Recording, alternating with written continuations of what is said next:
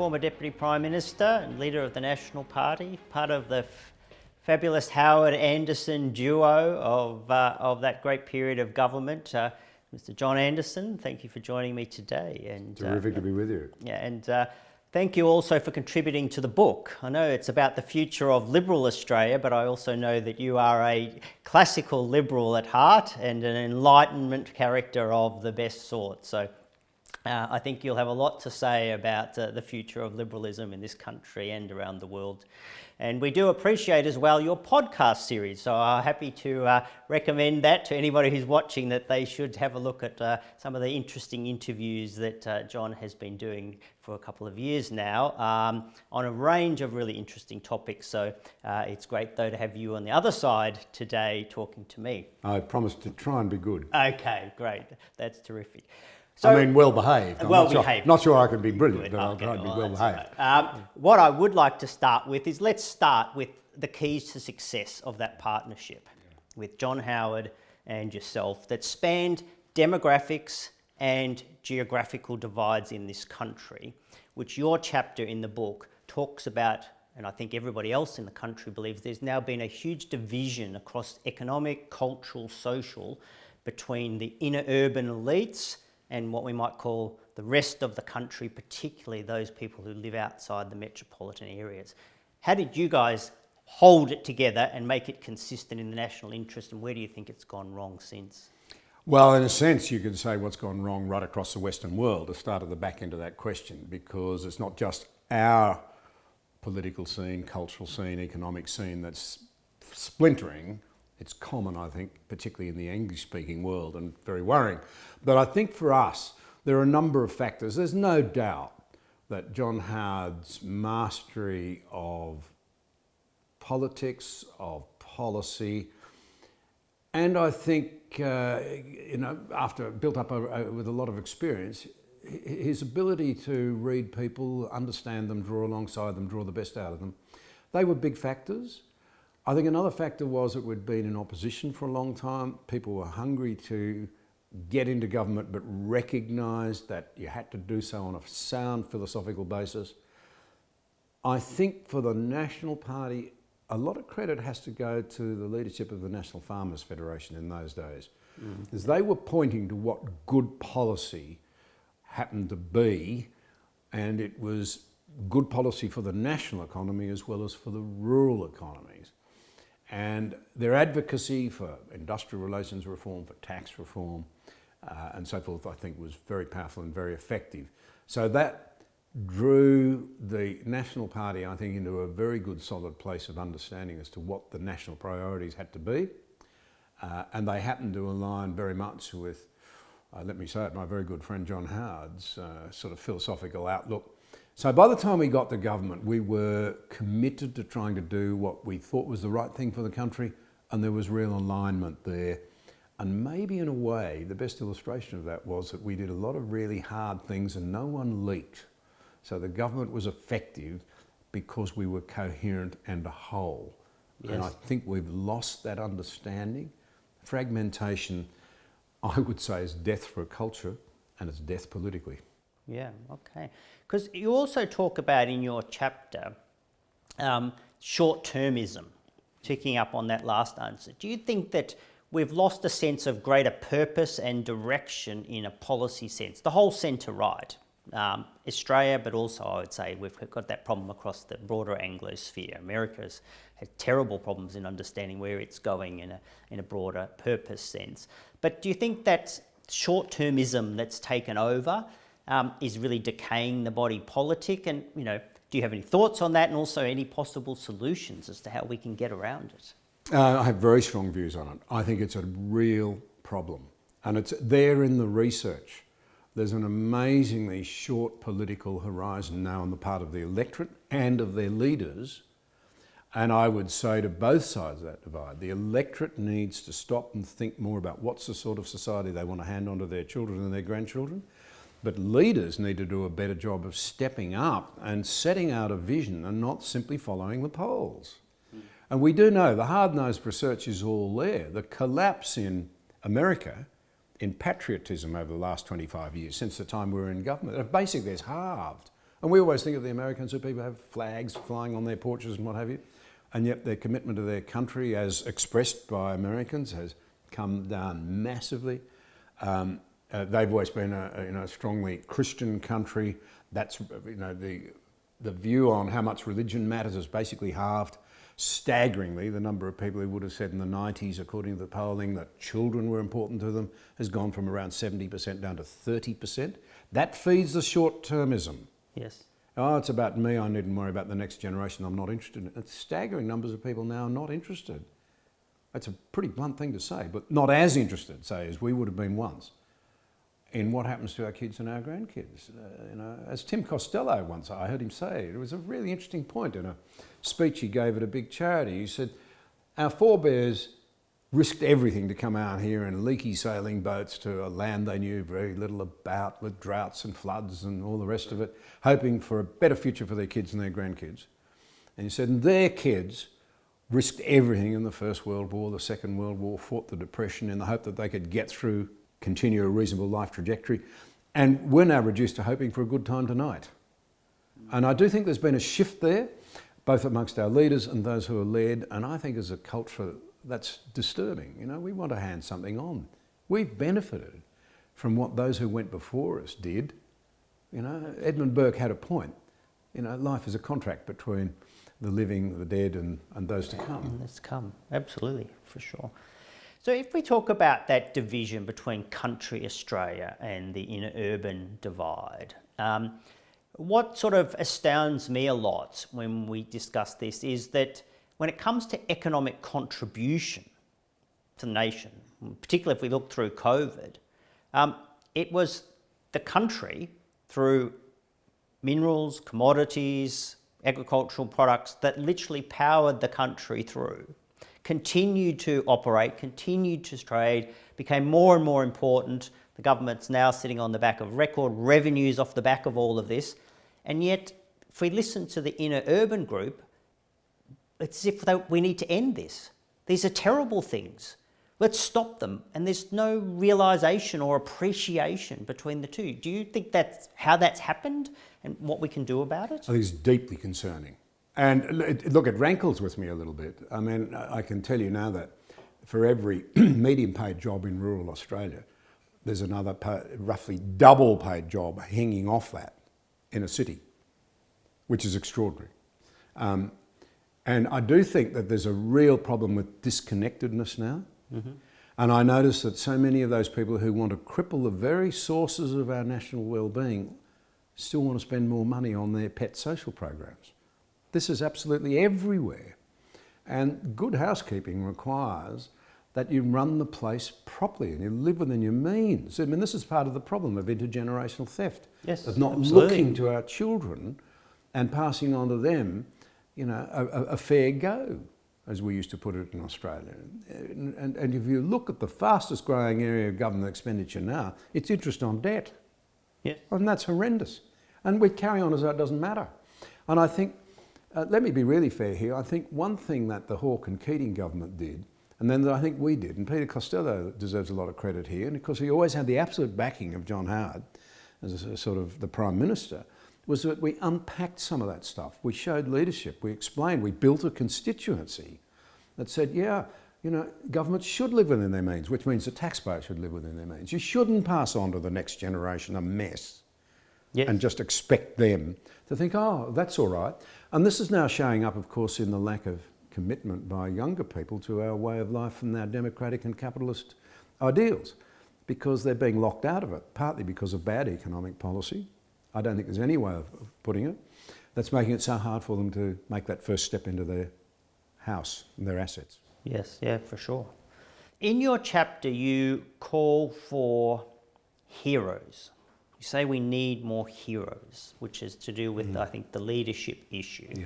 I'd be interested for you to elaborate a little bit what you mean about the heroes. Are we just talking about the statesman view of history? We need another John Howard, one great person. No. We had Menzies, we had Howard.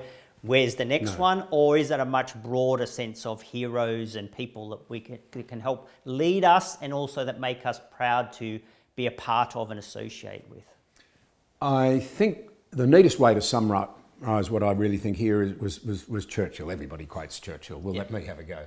Okay. He wrote in 1933, after the famous Oxford Pledge, where the Oxford Union debated this house will no longer fight for king and country. And it won. And Churchill always believed that encouraged Hitler to think the West was degenerate and the young people wouldn't stand up for their culture.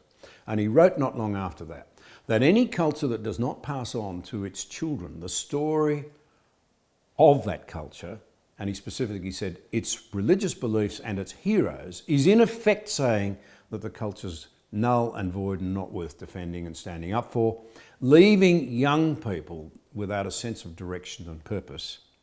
And then he made a very interesting follow-up remark. And open, he said, to the dictates of Karl Marx, that a people deprived of their history are easily persuaded. I think we're very easily persuaded. We think no wisdom has gone before us. We're teaching our children such a lopsided understanding of history and such a lack of appreciation of people who have displayed courage, vigour, insights, self-sacrifice for others. Now, despite that lack of emphasis, you still see a lot of young people turning out for Anzac Day. That's great. What are they doing? Celebrating heroes. What did those heroes do? Risked everything. Many of them gave their lives so that we could be free. These things matter. And I'll say something else that some people won't like very much here, but it's simply a matter of science as I understand it. Overwhelmingly, boys learn how to behave, for better or for worse, by looking at hero figures. Role models, yeah. Role models. And that's why I think there's such an interest in studying, in reading of the stories of the greats, the great explorers or the great navigators or the great military heroes or the great reformers, that I think can be so very, very valuable. That, like so many other things that we now seem to be determined to deny our boys, that's one of the things we're not teaching them, despite their hunger for it. Yes, and one of the chapters in the book written by John Roscombe is actually around the failures of our education system and how we've really let our younger generations, probably now, we're not just talking the last 10 years, but even longer than that, down, and they now lack that understanding of their heritage, their history, and what made us so successful, so much so that they actually don't think we're a successful nation. No, that's right. And this has not been an accident, I'm sorry to say. This is because people who despise the past know that the way to control the future is to make sure that either the past is so manipulated as to appear not worth defending, our culture is not worth defending because it's a product of that past, or they simply don't understand it, creating the void that Churchill was talking about, that all sorts of horrible ideas and misunderstandings can sort of flow into. I think the whole idea of having a history of heritage so you can learn from the mistakes, but you can pick up on the wisdom of the ages, you can bring the experiences of those who have been before you to the table, is vastly underestimated, or perhaps it's not underestimated. Its value is discounted for reasons that are not always noble. In your chapter in particular, you touch on, and the book itself talks about this in a number of areas, what I call the moral dimension of liberalism. And you mentioned, that, for instance, the debt, the intergenerational debt. Well, in Rod Kemp's excellent chapter, he talks about the ethics of responsible budgeting for that very reason.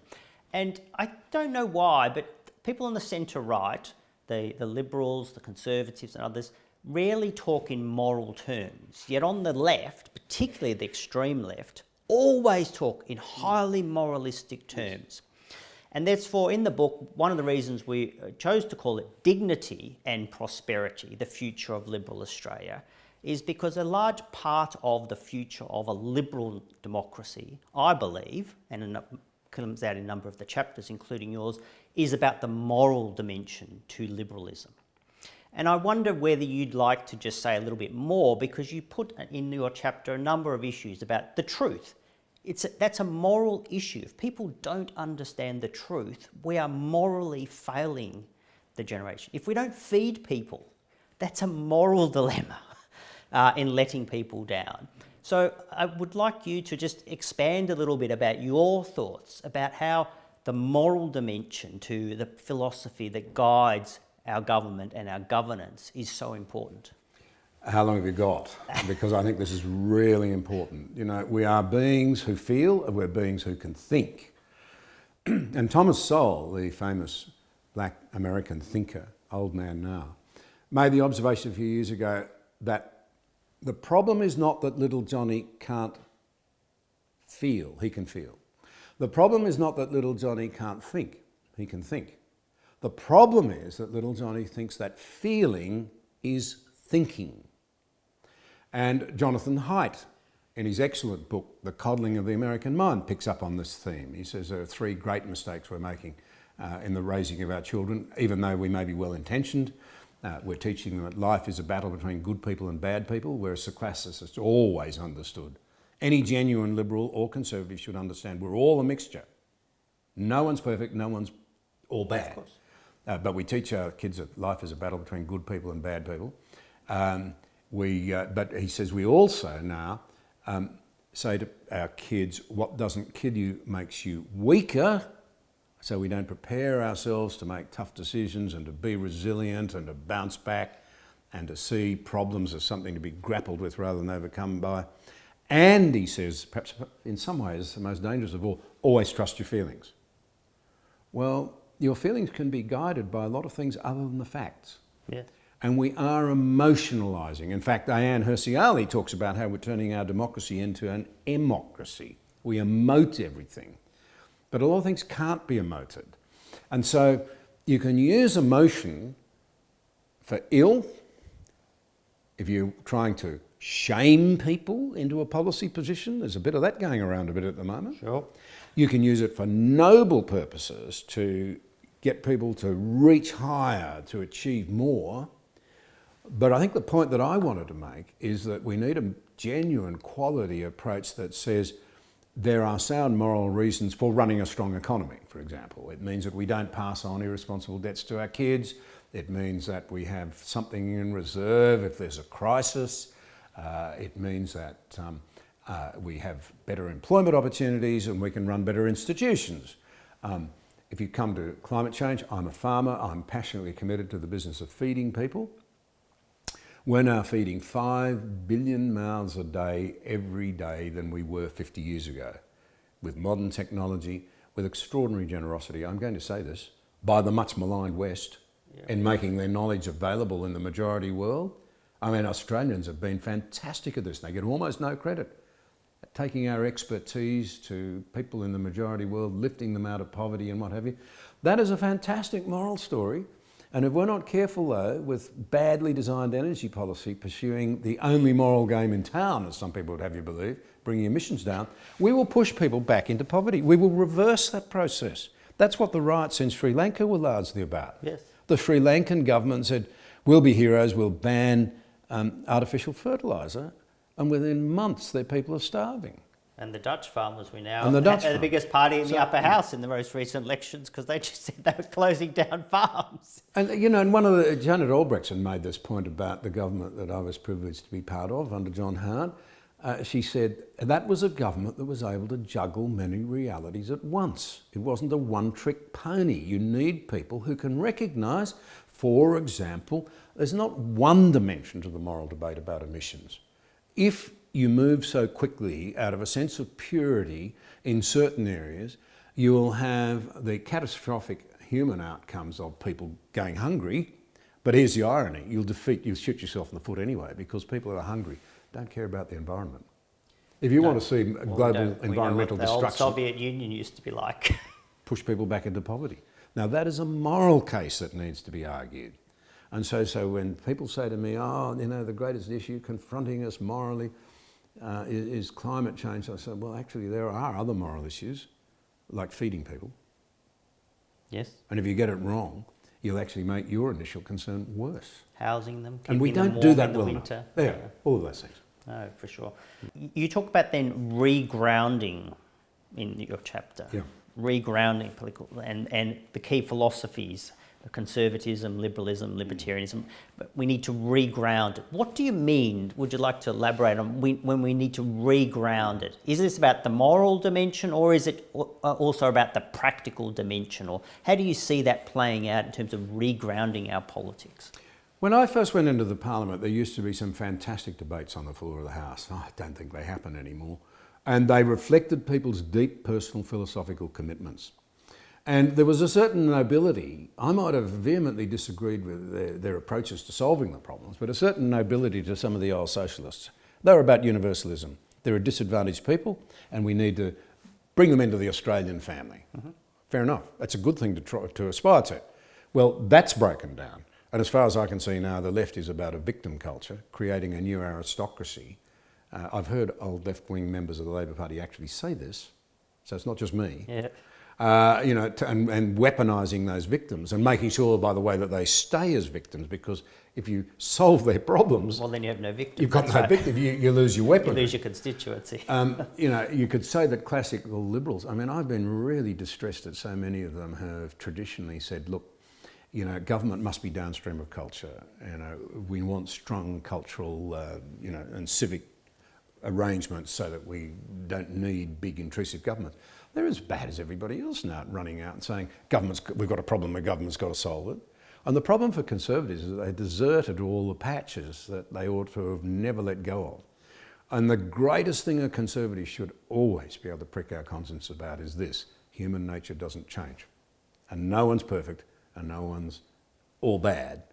Whereas we've now got this, in the name of identity politics, this idea that if you belong to the virtuous group, you're all virtue, and if you dare to disagree, well, I'll silence you somehow, I'll cancel you, I'll kill you out. That is the antithesis of liberalism and conservatism. Absolutely. And it's highly anti-democratic too, let's face it. Democracy depends upon a balanced view. That's what it depends on. A recognition, the whole concept is, as one American philosopher put it, we're so good we had to give ourselves a vote, we're so bad we had to give ourselves a vote. We deserve a say, and we should be responsible, for exercising our vote wisely, to build the sort of culture and society and economy that we want, but we're all flawed, so we need a peaceful means to remove people, point of a pencil. And of course, that also ties in, people talk about Abraham Lincoln, and everyone's heard the quote. He was quoting a clergyman when he said it. Government of the people, by the people, for the people, as an illustration of what democracy is meant to be. Something I hope we all believe in. He was actually, in turn though, that clergyman apparently quoting John Wycliffe, the famous Oxford thinker of the 14th century. And he was referring to the fact that we need to be people of character, of personality, of commitment to our communities and what have you, such that we don't need big intrusive government. Government can be downstream and just does the things that we can't do for ourselves. Yes. Now, my great problem, to be really frank about this, is that I don't think this stuff's been taught in our education systems. I don't think it's understood much in the community. It's been pretty easy for a long time, and the West's lost its philosophical underpinnings. And we used to be able to have a good old stoush. I remember having a beauty with a bloke. I enjoyed his company enormously, and I'm pompous enough to think he enjoyed mine. He was a senator from the left wing of the Labor Party. And we'd talk about our different world views. We'd both draw exhaustively on history, and we'd sort of, knock them out, drag them down in an argument and what have you. But my point is that both of us were coming from a place of quite deep convictions, and not just the immediate power play of the day in terms of what we thought we ought to be trying to strive for to keep our country free and prosperous in a place where human beings can flourish. Do you think that may be because a number of contributors, and from Mr. Howard down, have talked about the fact that not only has politics become very short-term focused, you mentioned, it's become very professionalised in the sense of we now have a lot of careerists whose whole life is politics in one form or another. We have the very deep factionalisation of the parties now, so that they're controlled by these professionals who that's how all they're there to serve, it would seem. From your experiences and your observations, do you have any views as to how that can be overcome? I'll start by saying if we don't overcome it, we're going to lose our freedoms. Because what has happened is, I think, with the whole idea of the abandonment of truth, everything's relative, has led us to the point where politics is about a struggle for power and dominance, not about principle. And you need guiding principles for democracy itself to work. The American forefathers, the founding fathers, were very strong on this. Their constitution would only work while people had a moral sense. Yes. They were committed to doing the right thing. They were committed to small government because they wanted to run their own lives. And increasingly now, we live in a culture where people, the minute something goes wrong, the solution is the government's got her. And I think that is a real problem. So are we making it a sort of a professional thing? Yes. And let me take a good-natured but serious little shot at a staggering number of terrific Australians out there who have disengaged. Now, I understand why they've disengaged. I genuinely get that. But the problem is, it's making all of the naysayers, it's making them into, prophets in a sense. I mean, of course, if good people won't get involved. As Edmund Burke said, all it takes for evil to flourish is good men to remain silent. Well, Lord Sumption, former Supreme Court judge in the United Kingdom, made the observation, so it's not just an Australian thing, that for decades after the Second World War, the British Labour Party had a bit over 1 million members. The Conservatives had just under 2 million, a total of 3. Today, the Royal Society of Birdwatchers in the UK has more members than the political parties combined. And what's my point? My point is, there are staggering numbers of truly good Australians out there who feel turned off, who feel that they're not going to be respected, that there's no place for them, so they've withdrawn. That is lethal, in my view, over the medium to long term for a democracy like ours. And so, if there are good people, perchance, listening to our conversation, I'm sure they'll be doing it for your brilliance, not mine. But my plea would be this: please think about what you can actually do. Have you thought long and hard about joining a political party? And your question ought to be, if not, why not? Have you built relationships with your local members and offered to support them? And built a relationship so that when you disagree with them, you can go and say, look, I'd rather you did it this way, or I disagree with you and here are the reasons. These things, and I say that as a former Bush politician, where the branch network used to be so thick and so dense, you'd never go to a town without the local branch people coming to see you and engage with you. And it kept your feet on the ground, kept you in touch. Keeps you responsive, yep. And you couldn't get away with frivolities in those days in the bush either. They wanted to know what you were doing on the big issues, which I think is another massive problem. You see in election campaigns now, no one talks vision. This is a short-termism. This is this, no, we don't want to be troubled about the long-term decisions that need to be made now for a strong economy for the future. We don't want to talk now about what needs to be done in defence, for example. We put that off for so long. Our forebears would be ashamed of us. Are we worthy followers in the Anzac tradition? Remember how our forebears were ready for the First World War. They'd trained up a very, very competent army. They'd bought a navy, first-class navy from the United Kingdom after a few fusses. Took them 5 years. How long have we taken to sort out the submarine mess? Well, and we've just had a review and said that we're in the most challenging times since the Second World War, but we're not putting one more dollar into the defence budget for at least another 4 to 5 years. So well, I don't know how we're going to deal with the challenge. Well, I think that is a really relevant and really serious point. Do we believe in ourselves? Do we believe in our children? Do we believe in our grandchildren? And if we don't, then I say we are not worthy of the Australians who went before us. And I include Aboriginal friends in that, because I come from a country property where the white boys and the black boys went off to defend this country believing in it. And on my grandfather's property, I think 7 young men went away, 3 were Aboriginal, and 2 of the Aboriginals died defending this country. They believed in it. And we ought to look at what we have in common and what we have in terms of joint concerns and interests, and stop this endless. The problem with identity politics is not only distracting, it's so divisive and has us focusing on our differences not on the need to club together. We have enough external enemies and enough real economic challenges to deal with without making the job infinitely harder by looking for every reason to disagree with one another. And to divide everybody up, which is the Marxist solution to power, of course, is And we've let to it create happen. as much division as possible, turn people on people, and we're going down that road for sure. And you mentioned, I will say in my introduction in the book, one of the things I say, one of the purposes of this book is a rallying cry to all of the broad centre-right to take on the centre-left and the left, because, you know, as Menzies himself said, the battle of liberalism is versus socialism, and it never ends. And I think John Howard has made that point repeatedly. It's a battle of ideas, and clearly the idea is the big state versus a much more limited liberal state. And we need to take that on, and I agree with you completely, John. If people don't get involved, if they don't join up, they don't insist on being part of the pre-selection process to choose their representative for their party and then go out and work with them and help them campaign and help them get elected, then we just hand everything over to people who are either disinterested to make the decisions, or, as you say, this professional political class who are really only interested in power for the sake of exercising power, and that becomes of itself self-perpetuating. My final question I'd like to ask you then about is language.